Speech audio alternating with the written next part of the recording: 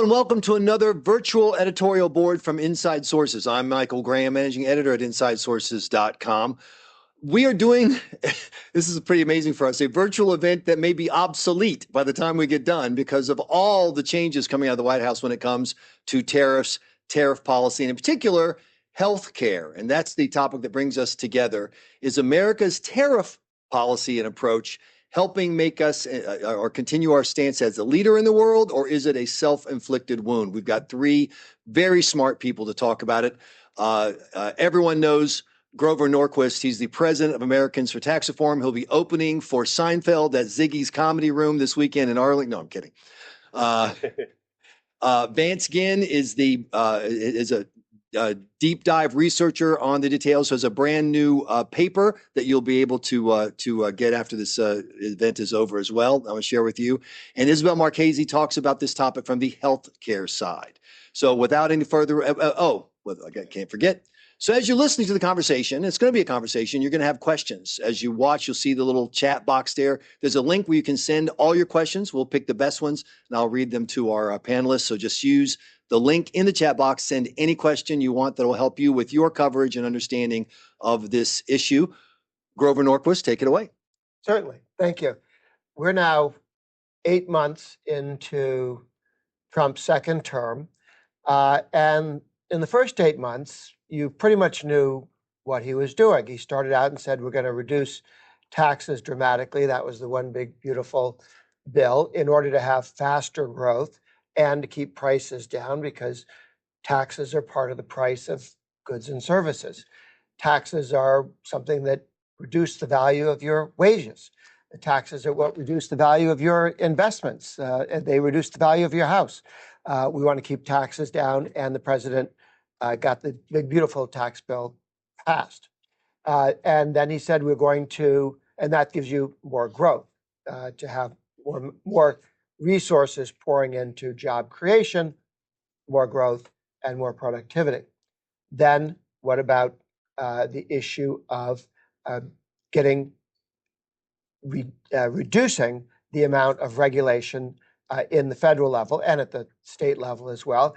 And he unleashed or undid, I don't know if you unleashed, he undid deregulation. He leashed the regulations and he dramatically reduced, and this will become clearer and clearer over time. It takes a while for tax cuts to show up in more jobs and growth.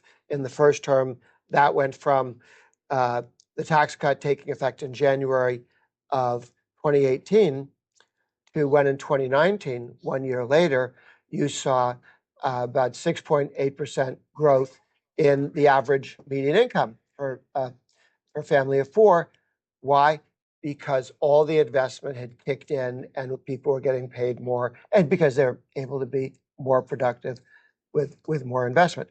Deregulation works the same way in reducing costs. So tax cuts and deregulation reduce costs and give us more growth.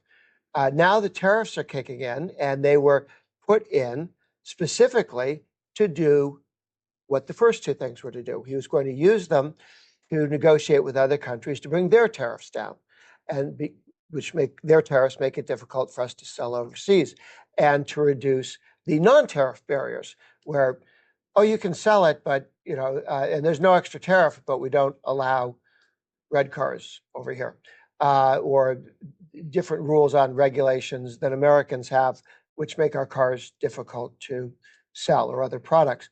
So that had some great successes. We now have a new project line going on, particularly with healthcare, which are tariffs, and tariffs are taxes. And when you have tariffs on things coming into the United States, you raise the cost to Americans of what's being brought in. And it's not inflation. Inflation is when the dollar gets devalued and everything costs more. We are raising tariffs on X product. X product is more expensive. Other things might become less expensive. But what's tariffed does get more expensive. And so the question is, what's happening now? Will the tariff effort to affect what's sold in the United States or what Americans sell abroad on pharmaceutical products, where America has led, and China now wants to lead. And China's, if it's not, if you turn around, you might find them next to you or just behind you. They're becoming serious competitors, and we can't afford to make mistakes. So Vance Ginn, serious economist, has taken a look at this and can give us some sense of what's happening now with these tariffs, with pharmaceuticals and healthcare and so on, and later more information on healthcare, because it's a slightly different project than the first 6-7 months of the Trump administration. Vance first. Yeah, thanks, Grover. Pleasure with everyone. I'm Vance Ginn, a staff economist at the Americans for Tax Reform, also the former associate director for economic policy in the first Trump White House. So I have some thoughts on the deregulation and everything else. And it's another way to bring down prices and costs and things of that nature. Americans for Tax Reform recently released the paper, Will Washington Hand the Future of Biotech to Beijing, which is exactly what Grover was tossing up there to me. And let me tell you, this isn't just another paper to gather dust. It's about whether the next cure for Alzheimer's or cancer is discovered in Boston or Beijing. And so the stakes are very high here. When we look at this, if you take time in Washington, D.C., and my time at the White House, it was a crash course in how Washington really works and often doesn't work. To your point, what worked in a certain amount of time. I learned a lot, from building budgets to cutting red tape, to the daily reminder that if we're not shrinking government, government is expanding on autopilot. And now with biotech, we're at the same crossroads. Either we let markets breathe, or we smother innovation in more government with more government control. Let's not forget, America didn't become the world's biotech leader through central planning. I think that's important for us to understand right at the beginning. We got here when Washington, at rare moments, actually loosened its grip. Imagine that. Take the Bayh-Dole Act of 1980. Before that, federally funded discoveries just sat on the shelf, gathering dust. Not a single drug discovered with federal dollars ever made it to patients. Bayh-Dole didn't create new cures. It just allowed researchers and entrepreneurs to do something with discoveries taxpayers had already paid for, finally. Then there was the Hatch-Waxman Bill Act in 1984, which made it easier for generics to enter the market without undermining incentives for brand-named innovators. Even Medicare Part D in 2003 helped some drug prices come in below projections.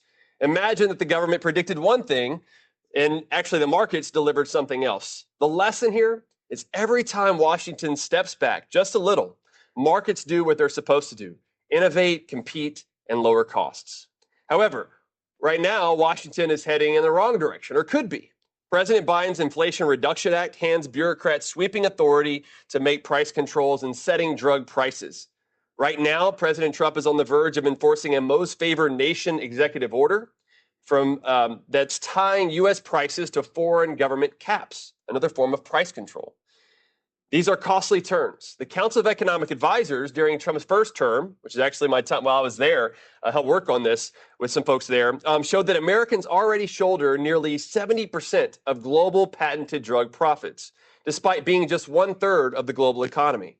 That's not because markets failed, Grover, but because other governments impose price caps in different countries, reducing their amount of innovation and increasing it here in America. And now, instead of fixing that, we're importing their bad ideas. Research at the National Bureau of Economic Research found that forcing prices down, which was what the most favored nation sort of pricing could do, if you force it down 40 to 50%, it would slash early stage R&D by 30 to 60%. Think about that. Cut prices in half, which sounds good, and you cut the pipeline of new drugs by almost in half. It doesn't make medicines cheaper, it makes them disappear. And now for the breaking news that we've seen here recently on tariffs. Starting this week, Trump says he will put 100% Section 232 tariffs on many branded drugs unless companies build plants in America. This sounds tough, but tariffs are just another form of government price control.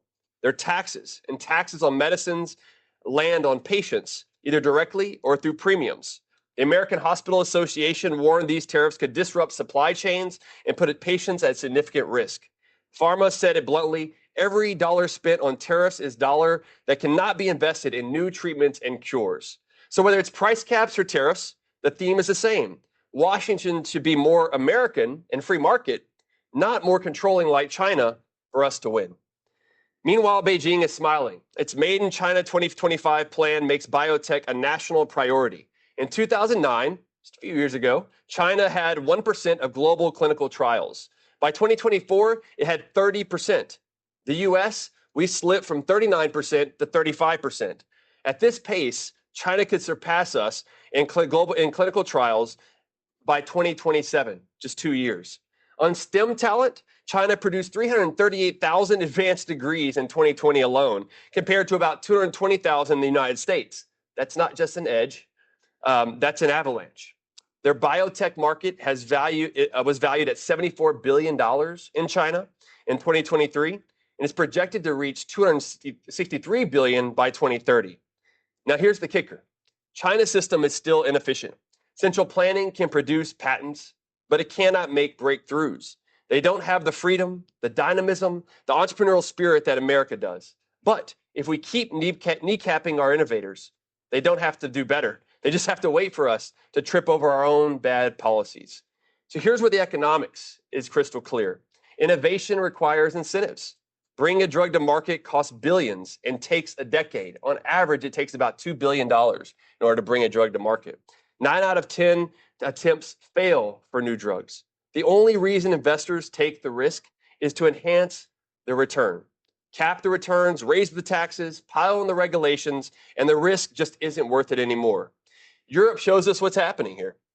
Their price controls cause patients to wait years longer for new therapies, and many never receive them at all. Their share of global R&D plummeted. America surged because we refused to follow that path. If we continue this trend, by 2040, our biotech market could stagnate at around $2.4 trillion, rather than surging to the current trajectory of $5.5 trillion. Novel drug approvals could fall from 55 to 60 a year to fewer than 30. And the venture capital that fuels innovation will migrate elsewhere. This isn't just dollars and cents, though. It's patients waiting for treatments that never come. It's families losing loved ones to diseases that could have been cured. So the alternative is clear. Stop importing foreign failures, reject MFN and IRA mandates, protect intellectual property, don't politicize it, streamline FDA approvals, cut red tape, and let patients and doctors, not bureaucrats in Washington, make the decisions. And empower patients with real choices and real price signals through tools like no-limit health savings accounts overall. The solutions to high costs and slow innovation isn't more government, it's less. So here's the choice. America can double down on price controls, tariffs, and bureaucracy and hand the future of biotech to Beijing and China. Or we can unleash competition, empower patients, and let people prosper. As someone who worked on budgets and deregulation at the White House, I can tell you, governments don't innovate, people do. And if Washington will just step back, America will remain the global leader in cures and innovation, which is what we all would expect. So thank you, Grover, and thank you for this opportunity to work on this. It's really a big issue. Yeah, absolutely. I want to go to Isabelle, but first, you heard a lot of numbers. So they have a terrific handout they put together that's available. You just reach us at Inside Sources, news at InsideSources.com, and we will make these available to you, to any reporter or anyone else who's looking for this data. Isabelle, why don't you talk about the healthcare specific aspects of this decision? Yeah, I'm happy to go more into the most favored nation price controls that Vance Ginn mentioned a bit. So this came in May. President Trump passed an EO that implemented this most favored nation price scheme, in which the US would take prices of pharmaceuticals from different foreign countries, developed foreign countries, and create some sort of average that then pharmaceutical companies would have to sell their pharmaceuticals at the price of to American consumers. We think that the administration is correct in identifying the problem here, which is foreign freeloading. That is a real problem. But it's worth mentioning that it's not at no cost for foreign countries that they do this. We have a study from the Galen Institute that shows that while patients in the US had access to nearly 90% of new medical substances launched in 2011 to 2018, By contrast, other developed countries had a fraction of access to these drugs. For example, patients in the UK had access to about 60% of new substances, Japan had 50%, Canada had 44%, and Spain had 14%. And of course, the innovation in these countries are also abysmal. So, socialist price controls don't come at no cost to these countries. They're still suffering the consequences of these things. And it's certainly not a situation we want to find ourselves in the future by adopting these price controls. And also, while the administration is trying to address a real problem in foreign freeloading, our position is that it wouldn't actually address foreign freeloading. That would still be the case. MFN is based on this idea that if pharmaceutical companies are put in a position where the US is no longer paying high prices for pharmaceuticals, they will then go to foreign countries and say, all right, you guys need to raise your prices. We think that's a false premise. The idea that pharmaceutical companies haven't been, consistently and actively fighting foreign nations for, selling their pharmaceuticals at a more reasonable price is false. The reality is, in places like Europe, they have these crazy antitrust laws and such that they threaten companies with if they even so much as push back on their set prices. So the reality is foreign pharmaceutical companies will not be able to accomplish getting prices higher in other countries. In reality, they will just stop producing. They'll stop innovating. And what Vance said, I'll add to a bit. He said the average cost for a manufacturer to develop a medicine is about $2 billion to $2.6 billion. And it takes about 11.5 to 15 years to bring these drugs to market. Of the ones that pass through the most basic of trials, which takes several years, and it's about 2.5% of those molecules that they initially discovered that actually reach trial. 12% of those actually end up getting FDA approval. So this is already a really risky business, very touch and go. So anytime you raise the R&D cost of creating drugs, you are going to get less innovation. And that's just not a risk worth taking for us.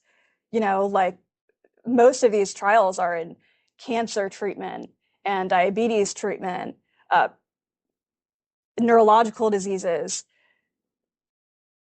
If we are willing to risk the lives of millions of people, or at least push it off for decades, I mean, is that worth, a slightly lower price that probably won't put a real dent in healthcare costs, because pharmaceuticals account for about 15% of healthcare costs in the first place? I don't think so. So, I mean, part of our opposition is also, the China stuff that Vance mentioned. So take a look at that. Yeah. I think it's compelling. One thing to keep in mind is, I think it's cheating to use the phrase most favored nation status, because most favored nation status has a meaning. It's when you trade with a country and you both have agreed to lower taxes, lower tariffs, lower taxes, less non-tariff barriers. So the Canadians generally treat us okay. So we have their most favored nation status with us. Right. And it was given to China probably prematurely, and people complain about that. But it is a good thing. It means somebody's a good actor. Importing their price controls back onto us is not a good thing at any level, right. And it's them cheating. Yeah. So they're cheating and we bring it back. That's, unless you like double negatives, and yeah. that means it works. It's really not the way to go. It's not most favored nation anything. Yeah, and it's worth mentioning, in the same EO that Trump established MFN in, he also directs the federal government to find ways to compel other countries to raise their prices for pharmaceuticals. So that's something we support. In all of these tariff talks, like, why not create or use it as a negotiating tool to make other countries sell their pharmaceuticals at more fair prices? So that could be a useful use of the USTR, and maybe a real solution to foreign freeloading. That's a good place for us to add some questions. And you've given a lot of details, a lot of math, a lot of numbers. My head still hurts just a little bit trying to keep up. I want to ask a more personal question. I have a family member who has multiple sclerosis. It's a devastating disease, but it is not nearly as devastating as it was just 20 years ago. Mhm. So many breakthrough meds, and it's hilarious for me to see ads for multiple. I mean, there's what is it, like 1 million people in the whole country with multiple sclerosis, Yeah. and they're doing TV ads for them. For people who are worried about, they have a family member who has one of those, very hard to treat, difficult diseases. What would taking this approach, the MFN, the tariff approach, do to people who are looking ahead to diseases like that? Yeah, I mean, first thing goes, if you're trying to lower the prices, which I think, as Isabelle and Grover mentioned, it is a problem. They have high drug prices, but it would definitely influence those families, whether it's MS or something else along those lines, because this could take drugs off the market. There could be a lot of pharmaceuticals that just say, you know what, I'm not going to continue down this route because I can't reap the benefits plus have some sort of return along the way. And that will really hurt families across the country, and including those who are in need. My dad had epilepsy, and it's something that neurological sort of advancements that take place, along with the pharmaceuticals that can help reduce the number of seizures, that could not have happened, and could be hindered longer term if these sort of policies are put in place. And so I think there is a huge hit to families and Americans across the country by going down this sort of route. And it also hits the point of, we were already in a bad situation now. Arguably, from my research and what we've done, is because of government intervention. So trying to solve government failure with more government typically makes the problem worse, not better. And what about innovation in particular? What does Yeah, I think it's important to look back on how we got these, cures, life-saving and life-preserving medicines in the first place that allow people with multiple sclerosis to live more comfortably. Things like the Orphan Drug Act that was passed a couple decades ago basically gave pharmaceutical companies a extended period of exclusivity if they created drugs for diseases that were more unusual, more rare. Right. For example, if it only hits 1 million people in a huge country like ours. And in that, like, creating the incentives for pharmaceutical companies to look into these diseases and find treatments for them, that works. Mm-hmm. What's never worked is, restricting the ability of the creators of these things to innovate. So, yeah. I mean, price controls go back 4,000 years, where we have histories of different countries doing it, and ancient Rome would do it from time to time, and it was written down, and they had to chop people up because it just doesn't work, and it does the opposite of what you want. If you put a price control on something, people don't sell it. It means it disappears from the market. Not it becomes less expensive, it disappears from the market. And it's one thing when you've got perfume, you probably live without that. It's a problem in ancient Rome if you've got wheat, and it's a problem today if it's drugs that save lives. Mm-hmm. So one of the issues that we get a lot of content about at Inside Sources is about the America First approach of, it is time to stop America, to use a phrase we hear a lot, being a sucker. Trump says you're being a sucker. Everyone else has trade that's good for them, and we have trade that's bad for us. For an average person who's reading an op-ed in the newspaper trying to understand this, why isn't that right? It seems like in short sentences it would be right, Grover. Why isn't it? Well, a couple of things. We're richer than everybody else. We're doing better. Europe is collapsing. So let's follow Europe's path is not necessarily good advice. And their path on energy use, their path on innovation. You've seen the charts on how many billion-dollar companies there are in the United States, and it's this huge collection, and how many there are in Europe. And the American ones were all founded in the last 30 years, and the European ones are the ones that are there from World War I, that's sort of still standing. Right. It is phenomenal, the difference between America's growth and Europe's. And on a political level, the left's view is that we should be more like Europe. This is that they've given up be more like Russia when I was in college, and now it's be more like Europe. And Europe is actually a more transparent failure than some other countries which didn't let you look to see their failures. And so you should hesitate before somebody says, this is really great. They do this in fill in the blank European country, because every one of them is falling back. If Britain today were to join and become a state, they haven't been offered, only Canada. I don't think Canada was offered. I think I think they were the told. phrase exactly. I think it was offer you can't refuse, if I recall. But anyway, I digress. If Britain became a state, it would be the 51st poorest state under Mississippi. On a per capita basis. Yeah, on a per capita basis. And if Germany joined, they would be the 50th. They'd be above Mississippi for 3 years, and then not. Crazy. So we really are looking at a model that doesn't work, and that includes all the price controls and all the other things that they try. And what has worked in the United States, as pointed out historically, is when you open up, when you deregulate, when you make things able to move faster, you just get so much growth and progress that you move ahead quicker. And in this case, you find solutions to painful and fatal diseases. Yeah. And I also I don't think we're suckers in this at all. Like I mentioned, like we have the best access to cures out of anybody in the world.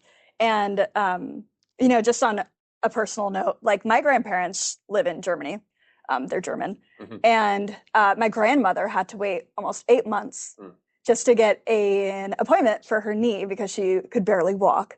And my grandfather, they visit once a year for about 6 weeks. He always has his cardiology appointments here and pays out of pocket for his heart doctor here so that he could actually, get the correct medication, the correct prescription, and also get an appointment.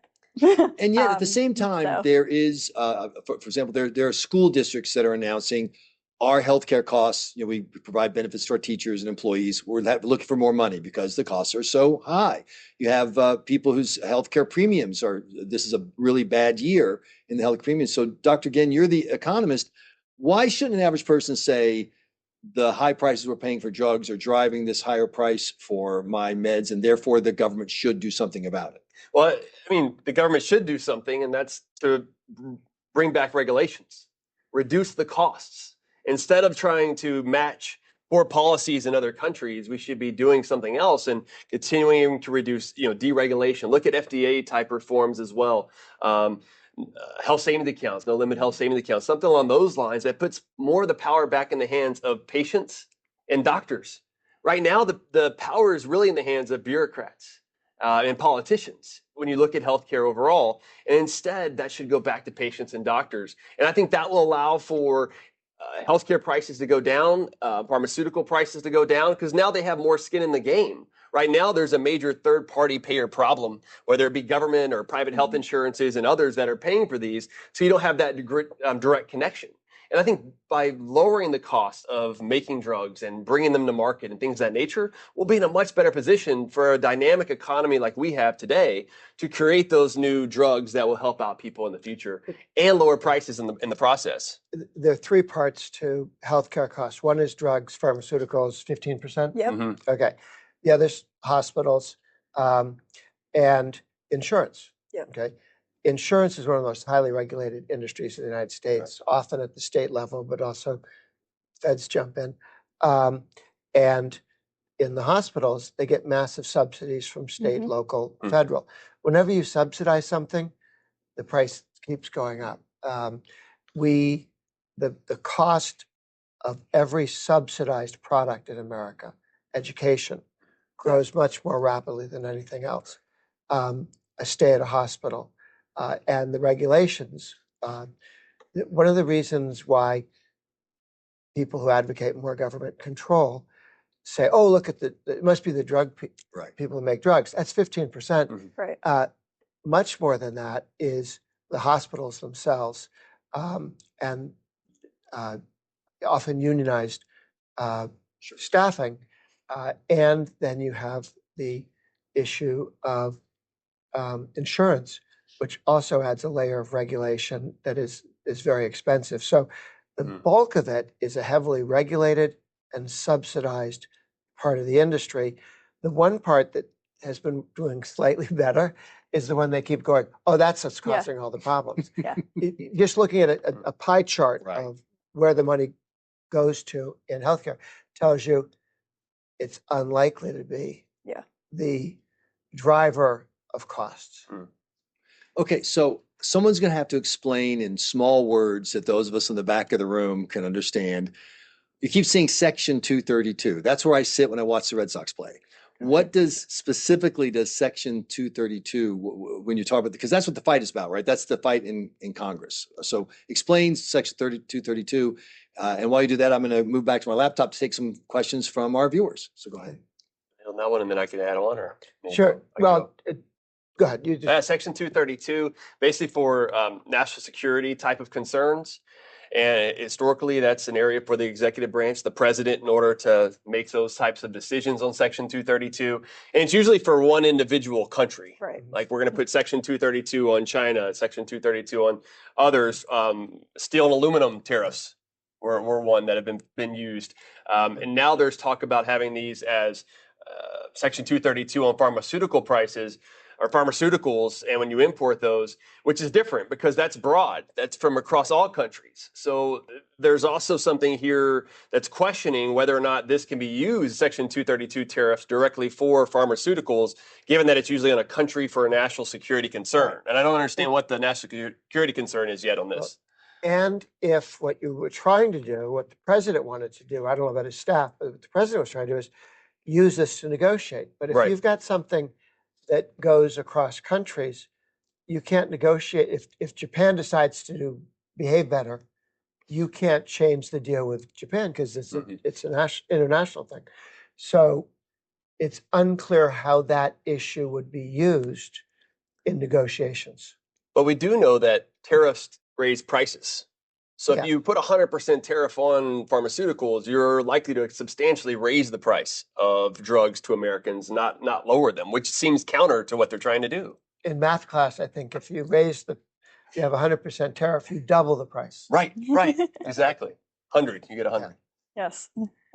Address that again, Grover. You were saying before we started, when we all got together for our vodka shooters, before we started this, you were saying that people are confusing the impacts of tariffs with traditional inflation. For an average person, price of coffee goes up. Price of coffee goes up. That's inflation, right? Yeah. But you're saying it's not quite that simple. Well, there were tariffs put on coffee, and that raises the price of coffee, which is imported from other countries. We don't make coffee here. We don't grow coffee beans here.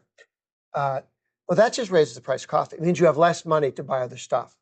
Inflation is when every dollar in your pocket is worth 10% less because the government printed more of them. And that affects everything.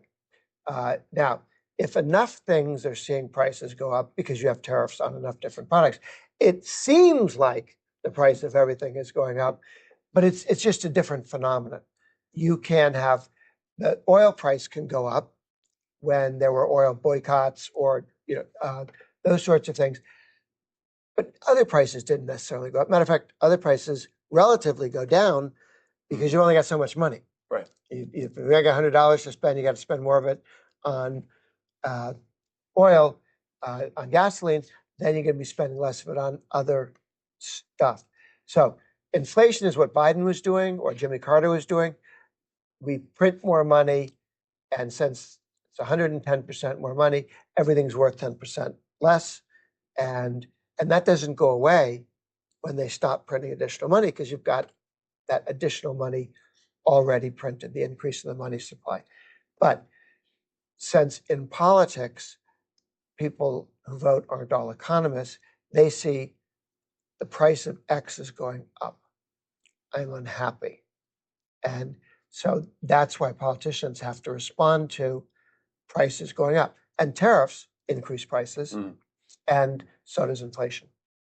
And one thing I would add is tariffs are changes in relative prices. That's what you were getting at. Yeah. Whereas inflation is the change in the general level of prices. So overall prices don't change because of what you just said. And we're constrained by our budgets that we have as well. And so right now what we're really talking about is the relative prices are changing with these tariffs. We are seeing inflation. We're running around 3% right now because the Federal Reserve is printing too much money. But that's really where the blame goes of too much spending and debt by Congress and then the Fed printing that money. That puts more money in circulation.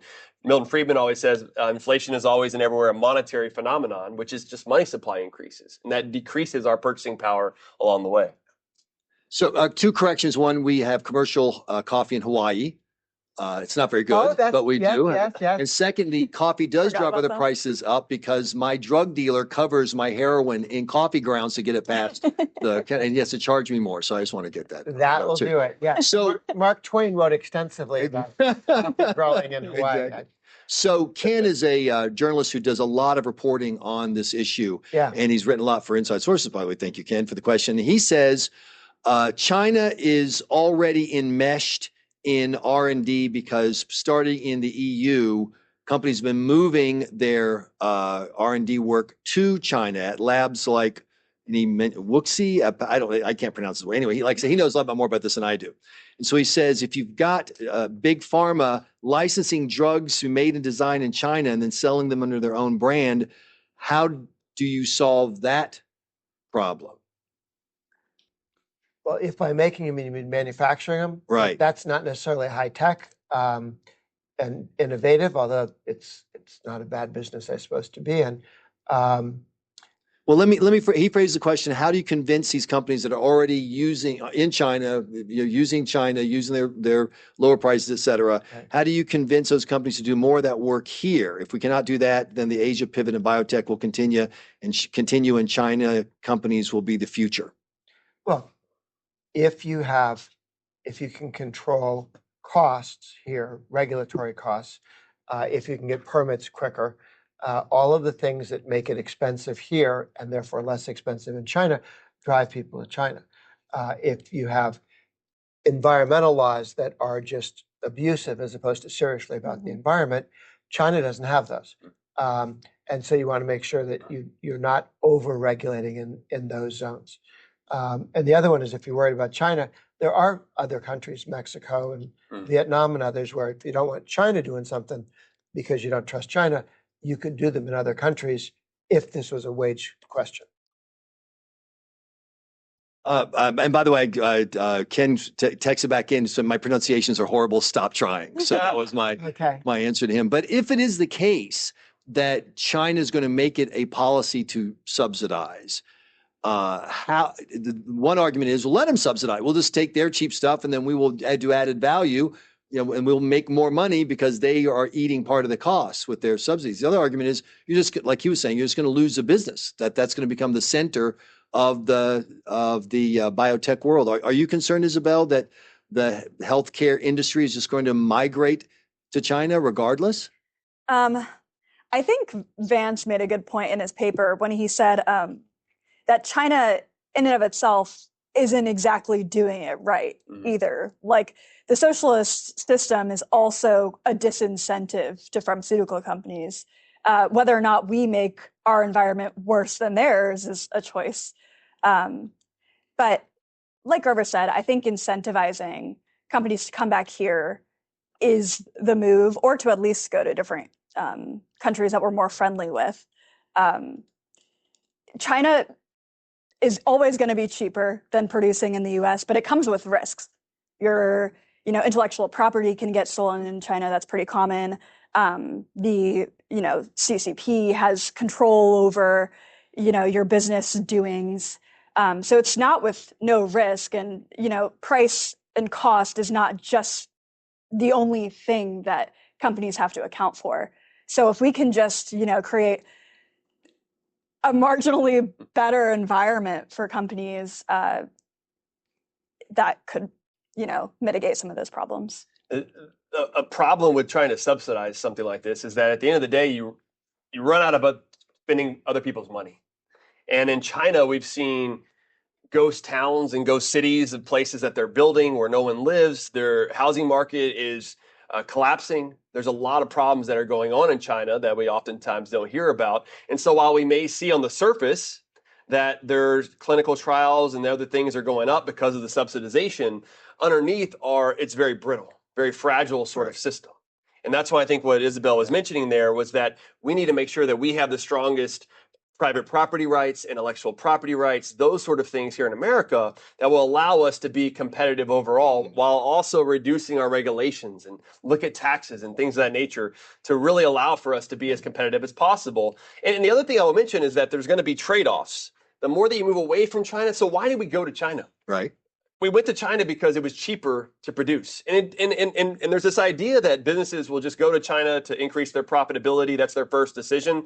That's oftentimes not what happens. Right. They move out of states that are high tax, high regulation states to lower tax, low regulation states. Then they move to countries that have low regulations and lower taxes and other things to profit more. And then they eventually get to places like China, which you have to deal with them stealing your intellectual property and other things that may go on. And so that is a cost in and of itself that we've gotten to this place, not because I would argue China did it, but because we did it to ourselves.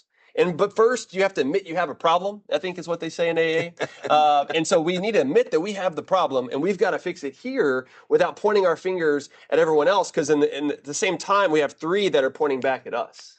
I think that's what they say in AA. That's a good cover, Dr. Ginn. Good, Or good cover. One day at a time. Yeah, one day at a time. right. Okay. So Duran says, what do you make of the reporting in the Wall Street Journal that the government plans to launch a Trump RX website to offer direct-to-consumer drug purchasing? I assume, Grover Norquist, President Trump called you and pitched you this idea. This is where it came from? No, but they've been talking about it for a while. There has been some interest on the part of some of the pharmaceutical companies to. With direct-to-consumer sales, I think is what this is about. I've just So it's plain direct-to-consumer sales. So We're assuming that what they were talking about earlier is what is now named the Trump market. RX. Yeah, I just saw the Trump RX thing for the first time today as like a real idea. So I can't speak extensively about what that's about. But direct-to-consumer is just the ability of pharmaceutical companies to sell their products directly to consumers, which takes out some of the added costs of middlemen. So while they were looking at doing some of the regulations, evidently that some of the pharmaceutical companies said, well, this is a problem. How come we can't do this? And apparently, among all the list of things, Trump has said, that's a good idea. And maybe it's a good idea because somebody said, and we're going to name it after you. Yeah. But it would seem to be a wise move. And there's something there's no reason companies should be able to do direct. Right. I think the liquor companies like the same rule, but they don't have that many states. You have to go through the three tiers. In Virginia, What you about have the to do ABC. economics of it, though? What about the economics of this approach? Would it have an impact at all, or is this kind of just a marginal? Well, it could I think it'll have a cut marginal out the impact. middleman in some cases. In some cases, you might want a middleman, but in other cases, you might just want to be able to mail it to me. And the details are still coming out, being unveiled about this. And so from what I've been able to see so far is they wanted to help negotiate prices lower with Trump RX. Right. But it also means, is this in the private industry or is this Medicare, Medicaid? We don't know exactly all the details yet to really see what's going to happen here. But I mean, in general, I think it goes back to the problem that Isabelle mentioned earlier. Drug prices are too high. And the Trump administration is trying to find a path to get there. Just hopefully it doesn't go in the form of more price controls. I think is a big part of what our research and what we're trying to argue here. If this is another way to do price controls, it's just another big mistake. If what you're doing is allowing people not to sell through various avenues, but to sell directly, that would be a great idea. That should be legal now. I think it's to your question, if it's going to be marginal or big. I think it's a step in the right direction. I don't know if it's going to be like a huge reform because a lot of people still do want to go through their health insurance to like meet their deductible or things like that. Like there will be plenty of people who don't want to take advantage of this, but for the people who do, I think it'll be a great option. Well, I know that after a big night of Trump steaks and Trump vodka, and I spend the night buying up Trump crypto, The next morning, I need to head down for some Trump RX for that head and stomach ache. So, Linda with Delaware Valley Journal, how much of U.S. healthcare spending is already controlled by government? Isn't this already a problem? Yes, and much. What's the Yeah. number? So the latest numbers I've seen is about $5 trillion is how much we spend on healthcare across the country. And 50 to 60% of that is government spending from state, federal, those types of spending is on healthcare in general. And what's interesting too is about half of the overall amount of spending is actually not to patient care, but it's for your bureaucratic costs. Yeah. And regulations and dealing with all that. So if we wanted more money going to patients and doctors, we should actually be reducing the amount of regulation that goes back into our discussion that we had here. So 50 to 60% is government spending in healthcare, and a lot of that's on bureaucracy. You can count the number of people in each of those departments. Yeah. From Brad, according to NBC, Pfizer is working directly with the administration to, quote, reduce prices across the board, and the executive order ties the cost of the amount the government pays for certain drugs to the prices paid overseas. Is tying U.S. prices to foreign market prices good, bad, et cetera? Price control. So that's the most favored nation process we were talking about. And because of MFN, basically all the big pharmaceutical companies are in negotiations with the Trump administration right now to see where they can kind of like land. Even the tariffs, it's 100% tariff unless the company is actively working or has broken ground on creating their manufacturing facility in the US for the drug.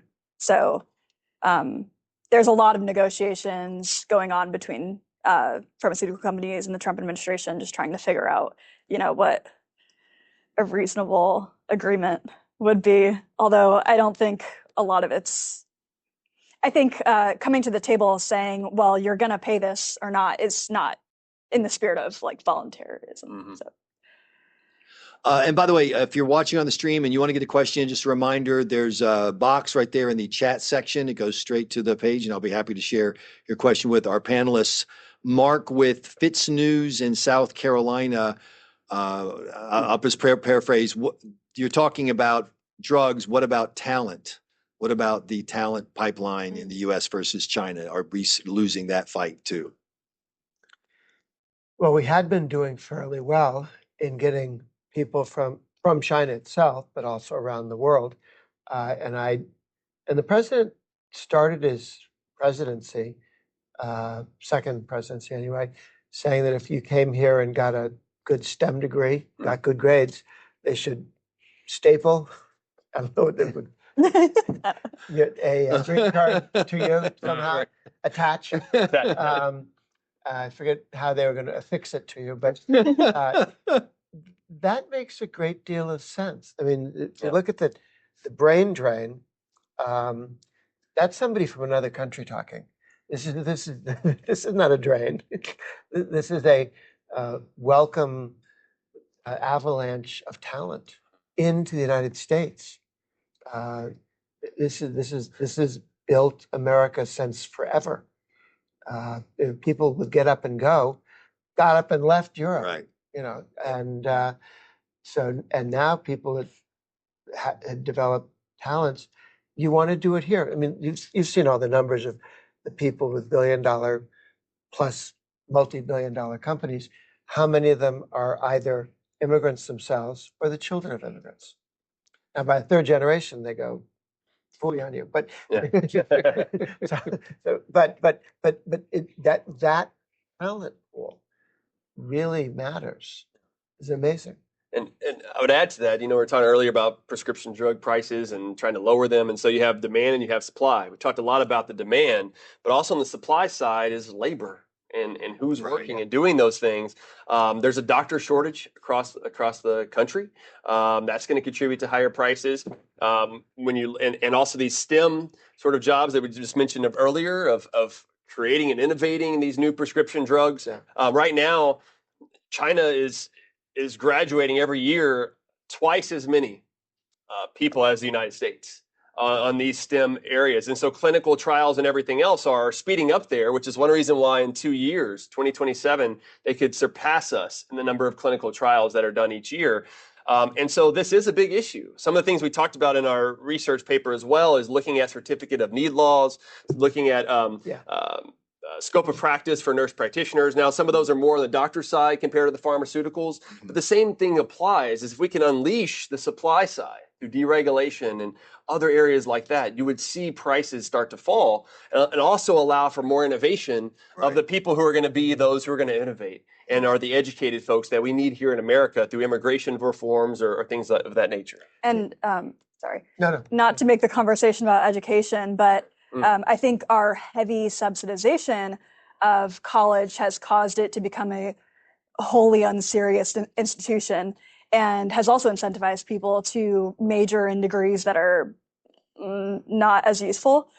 So if we were to kind of temper that subsidization and maybe, incentivize people studying the STEM field, I think that could drive more and more kids towards more useful degrees. I wrote a piece with John Fund years ago for the Wall Street Journal because the Greeks, somebody in Greece had sold some technology to Russia, the Stinger missile. And what do you do when you're mad at a NATO member, right? You can't shell their port cities. But what you could do is say, anybody over there who's a pipe fitter who'd like to become an American citizen is invited. And you empty a country of their pipe fitters or their heart surgeons, and you've got their attention. And only the United States can do that. And it's interesting that the question came from South Carolina because I grew up there during the era where BMW and Mercedes and other, at the time, edge-leading European companies were coming to South Carolina for the lower costs.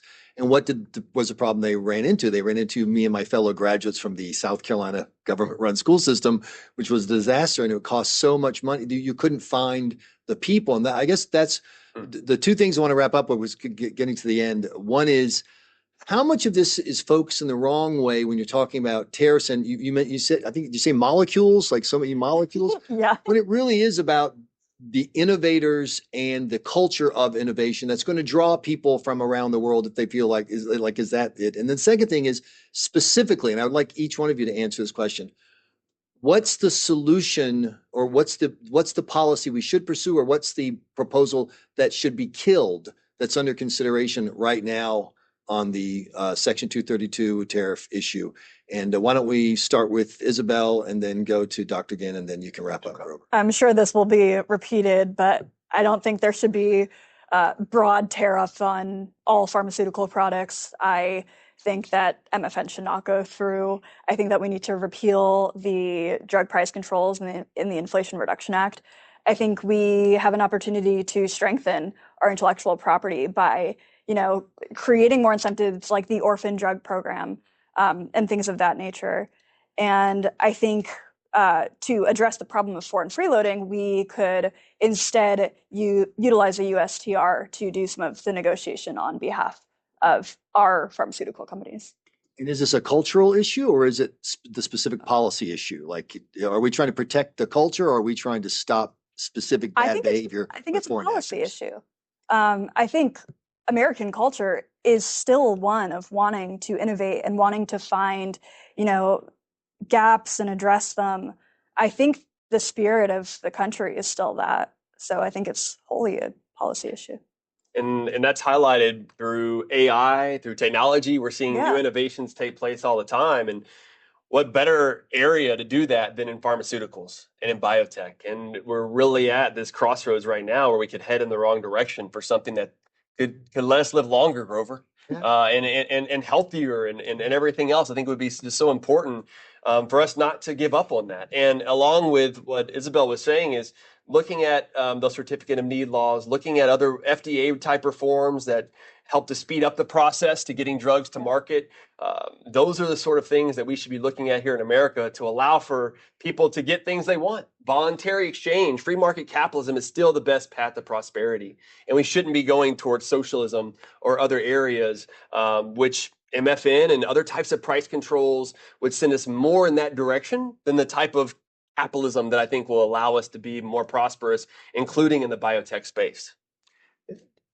I think culture is downstream from policy. If you tax success, the culture decides that the country doesn't value it and people don't pursue it. Those policies which reward innovation or don't punish innovation are particularly helpful. The president said he wanted to use tariffs to negotiate with other countries to bring their tariff and non-tariff barriers down. They need to be out there doing that now. And by the way, if the next year they haven't been able to do that, then get rid of the tariffs. If all they're doing is costing Americans money and raising their prices, and they're not useful, or guys aren't capable of using them to negotiate down other people's tariffs, then let's get rid of the ones we have, because they were brought in for the purpose of negotiating better trade deals. Once we've done that, we should then bring them down.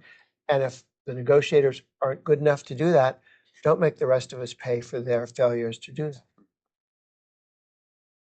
Well, I want to thank our panelists. You guys did a terrific job. We really appreciate it. And I remind everybody who's participating, and thank you too, by the way, participating, that this report is available from Americans for Tax Reform, and you can get it at Inside Sources, news at InsideSources.com. This entire conversation will also be posted on our Inside Sources YouTube page.